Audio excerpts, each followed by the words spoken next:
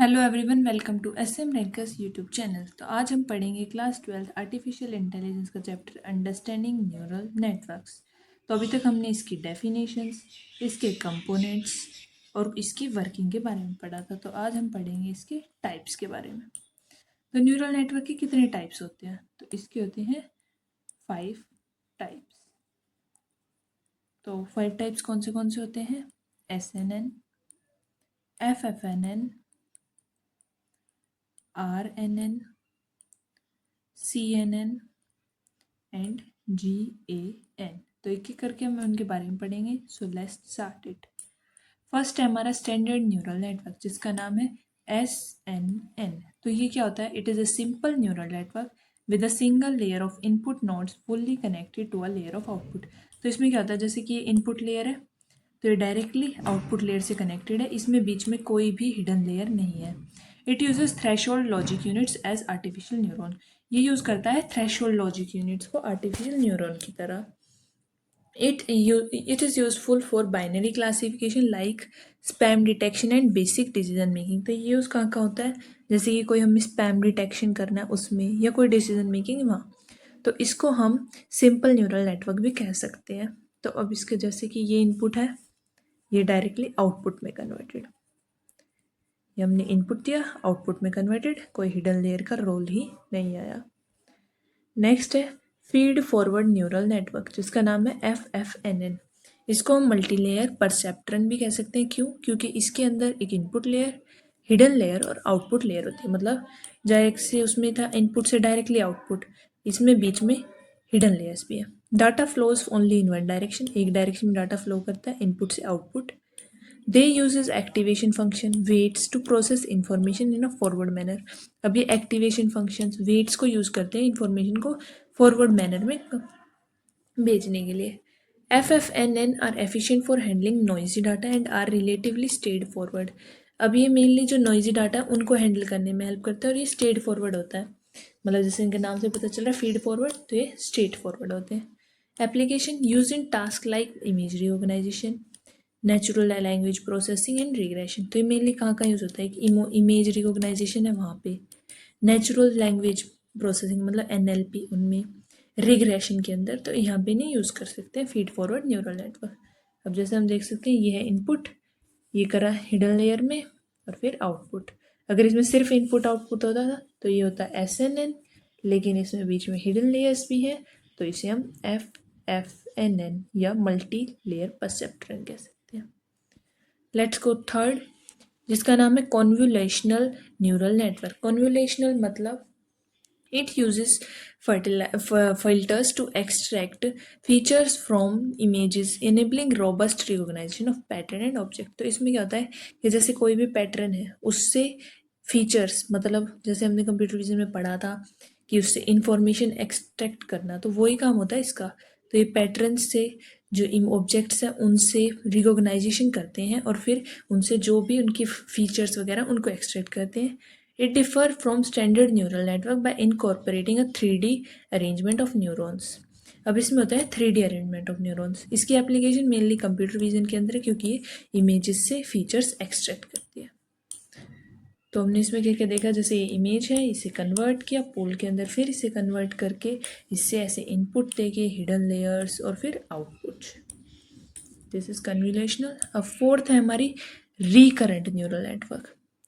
RNNs are designed for sequential data and feature feedback loops to allow information persistence across time steps। तो इसमें क्या क्या होता है कि जैसे कि फीडबैक्स होते हैं लूप्स, उनसे इंफॉर्मेशन एक्सट्रैक्ट करने में ज़्यादा यूजफुल है। They have feedback connection that allow data to flow in a loop. तो इनके पास फीडबैक कनेक्शन होता है जिसकी वजह से लूप में डाटा फ्लो कर सकते हैं। ये मेनली NLP में यूज़ होते हैं, जिसमें language modelling, machine translation, chatbots या स्पीच रिकॉग्नाइजेशन वगैरह होता है। तो ये यूज़ करता है सीक्वेंशियल डाटा या फीचर फीडबैक। तो इसमें क्या है, जैसे कि ये इनपुट, ये बीच में हमारी रिकरेंट सेल, मतलब जिन्हें हिडन सेल भी कह देते हैं, तो रिकरेंट सेल, और लास्ट में हमारी आती है आउटपुट। तो ये फीडबैक यूज़ करके NLP में हेल्प करता है। लास्ट हमारा है GAN, जनरेटिव एडवर्सरियल नेटवर्क।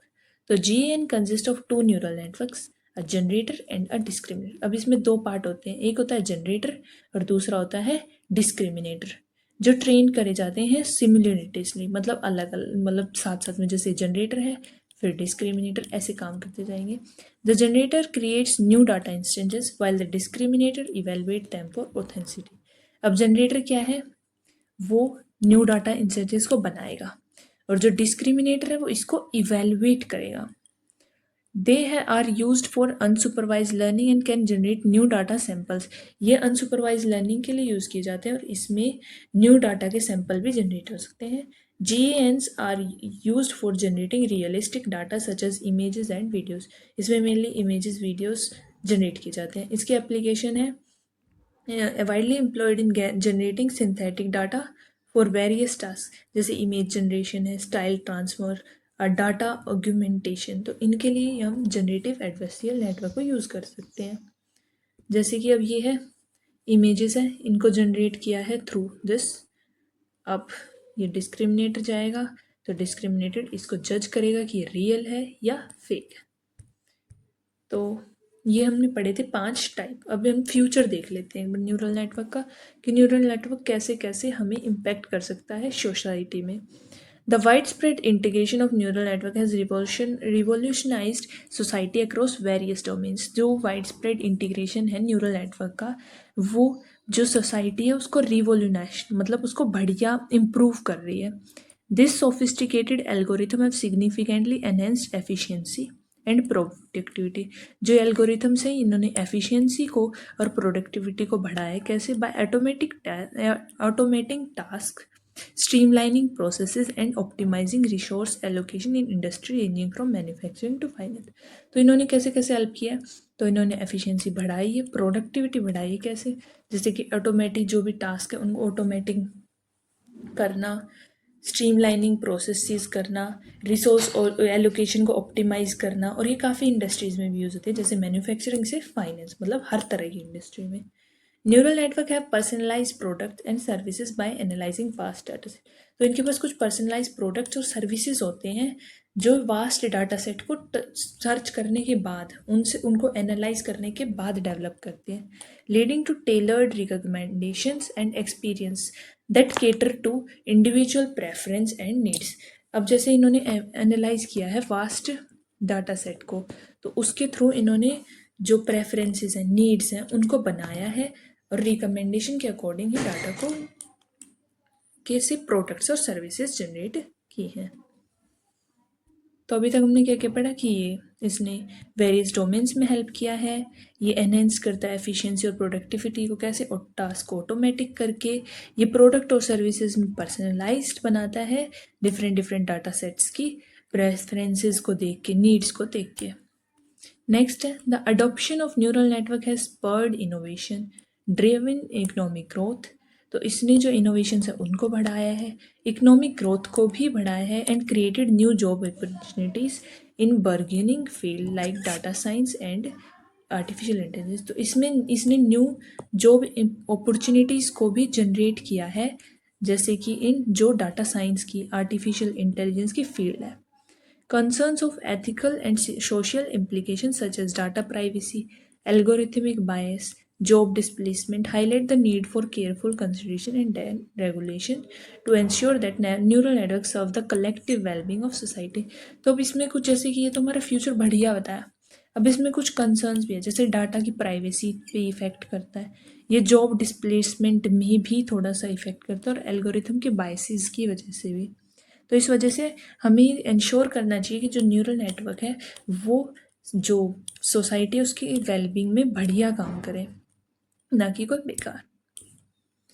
तो अब इसमें जैसे कि हम देख सकते हैं तो कैसे ये एआई को हेल्प कर रहा है, तो एडवांस्ड डीप लर्निंग दे रहा है, फिर ये एक्यूरेसी एफिशिएंसी को भी इंक्रीज़ कर रहा है ऑटोमेटिक के थ्रू, फिर ये ऑटोनोमस जो भी सिस्टम्स है, मतलब जो ऑटोमेटिक चलते हैं उन्हें भी हेल्प कर रहा है, और कुछ पर्सनलाइज एक्सपीरियंसेस के थ्रू ये अपना प्रोडक्ट और सर्विसेज भी प्रोवाइड कर रहे हैं जो नीड्स पे हेल्प करता है। तो आज हमने क्या क्या पढ़ा?